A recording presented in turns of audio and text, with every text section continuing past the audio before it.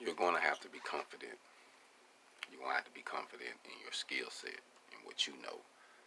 So that way when it comes to going to different job settings, you'll know how to know your value. So if you are worth $18, you shouldn't be making $12.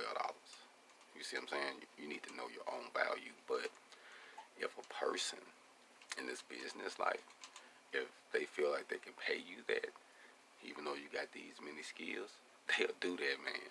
Now you got some companies that'll feel bad, like, nah, he at least worth this. This is what we give for somebody the skill. And then you got those that be like, oh man, we winning. Let's ride it out. And then once you get ready to quit, they be like, hold up, man, let's talk about this. Let me give you some more money. See, you could have did that the first time, but you want to see if how long I'm going to ride with this.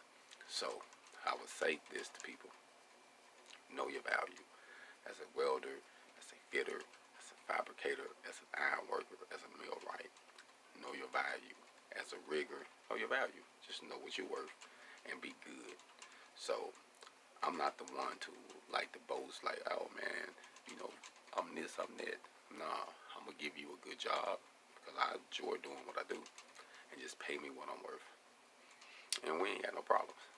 But I'm not coming in for something and it's not what I'm worth, and you got to deal with some bullshit.